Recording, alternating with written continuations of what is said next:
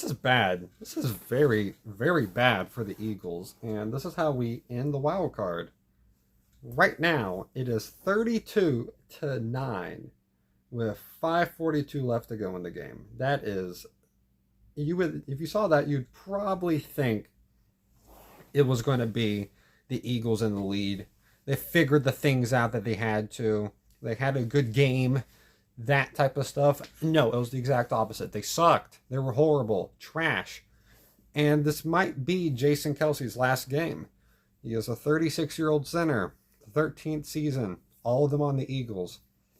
This would be a terrible fight. There would be a terrible way for him to go. There's still like 5:30 left in the game, but they have absolutely no chance. Baker Mayfield played a very good game. I know his completion percentage is not always the best. We know that. He's not a guy that's going to get like the high completion percentages. But he makes plays. You can't deny that. He had no turnovers. He had 3 touchdowns. I'm pretty sure he got 3 or 4 touchdowns. There goes Jalen Hurts again getting sacked. And over 330 yards. You can't ask for much better. They had a lot of drops today too. So, like, he probably could have had more. He just played a great game. I mean, everyone got involved. Godwin, you had Evans, you had, who else? Had a Otten, he got involved. You had a lot of guys like that all get involved. Rashard White, he didn't have a great game. He didn't have a bad one either. Baker Mayfield did not look hurt. He did not play like he was hurt. And knowing Baker, he probably was in a good amount of pain, but he's a tough guy. Very much a tough dude. So, yeah. But the Eagles, they hopefully, first of all, hopefully Darius Slay is okay. I'm pretty sure they mentioned that he was getting carted off the field. Hope that he is okay. What happened here? Like everything that could have gone wrong went wrong pretty much today. You have one good drive. You had a chance. I mean, you had a somewhat of a decent chance, even though your horrible tackling showed throughout the entire game, and it's probably the reason why you lost. More than anything else was your tackling. You had okay coverage, was not great. Okay, now good Dallas Goedert's hurt. Oh, good gosh, another guy hurt. Their coverage was okay, not good, but I've seen worse. You've had, you got decent pressure. I mean, you had like 3 or 4 sacks today, or possibly even more. Those are the ones I just saw, and that's another penalty on Philly's defense. But you missed so many tackles. I mean, the first play that they scored on, I think, was a deep, either in route or a post route.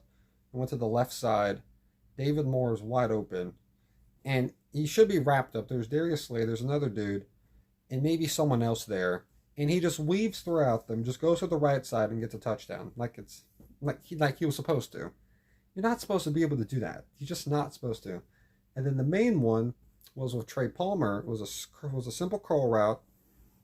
After this, it was 18-9 at this point. So it's after Jalen Hurts took a horrible safety. They throw it to him. James Bradbury completely whiffs on a tackle. Kevin Byard whiffs even more on a tackle. And now you got linebackers chasing Trey Palmer, who's very fast, and scores. And that makes it 25-9. And then Philly just couldn't do much after that. They had a chance. They had a 4th and 5 within the 30, the Bucks 30, but they couldn't convert it. They had a field goal. They made it, but there was an offsides call, which made it a 4th and 5. They decided to go for it, and it just didn't work. And yeah, the play calling was very bad for Philly. Tampa Bay brought a lot of pressure today, and they didn't really run any screens. They didn't try to do anything quick. Not a lot of drag routes. A lot of the stuff was deep to either the far right side or the far left side. There's a lot of things that you would have to be able to progress. Like a lot of time would have to be used to get these routes open. Excuse me. And whenever they were a lot of time, whenever there was a lot of time of work, but there's not a lot of time whenever you have a Todd Bowles team that's running after you with 5 people every single play. There's a 4th and 12 here, and they don't convert. Wow. So yeah, the final score is going to be 32-9. Wow. Wow. He had one deep play to Devontae Smith that worked. Ended up scoring a touchdown. And then they got the tush push stopped at one point on a 2-point conversion attempt at the 1-yard line. That was definitely a face mask, but it's okay because we finally saw the tush push stopped. Something new. Got to grab their face mask and pull. It's just that simple. Just do an illegal play. But defense for the Bucs played very good today. Very much a great performance all around. If the Bucs play like this against Detroit, they're gonna have a decent chance. Not a great chance, but a decent chance to be able to win it. If Baker Mayfield can play like this, and then they get the run game working, like they maybe could have, like they've done in other games, they might win. They genuinely might win. This is one of the few matchups that I don't think many fan bases are going to have a problem with whoever wins. You have the Bucs versus the Lions. Whoever wins makes it NFC title game. I'm entertained by both. Whoever makes it will be very entertaining, in my opinion, because I've been a fan. I've been a fan of Baker Mayfield, and I also like the Lions. So, yeah. It'd be more funny if the Packers lose to the 49ers.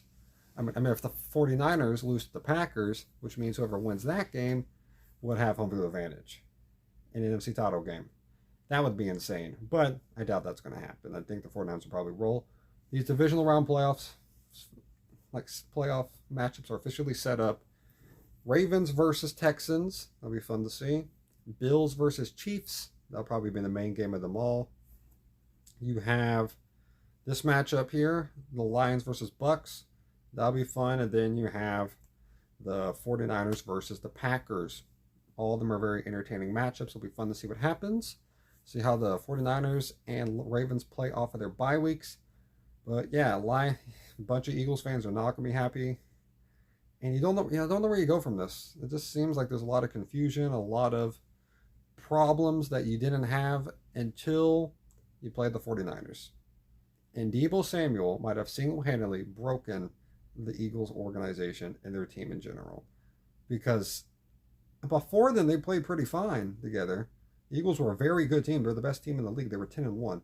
After they played the 49ers, everything went downhill. They only won one game after that. And that was a barely win that was kind of questionable against the Eagles. Against the Giants. And that was in Philly. The 49ers broke the Philadelphia Eagles. Wow. This is surprising. I didn't expect them to lose by over 20. That's bad. That's really bad. So, yeah, congratulations to Baker Mayfield and the Buccaneers winning a playoff game. He's a good quarterback. He's a pretty good quarterback. He should stay in He should stay in Tampa Bay. He'd be pretty good for many more years to come. So, yeah, because he's still pretty young. He's the same age as, like, the Sam Darnolds. He came in the same draft class as Lamar Jackson. So it's like they're both young quarterbacks. It's just not young, but they're not old. They're not young. They're in that middle stage of they're not a young guy, but they're not old. They're kind of just in the middle, but more on the young side. So yeah. That's my opinion about everything. Put in the comments yours if you want to. I'd love to hear y'all's opinions. And yeah, hope you have a great day. Stay safe, y'all, and God bless y'all.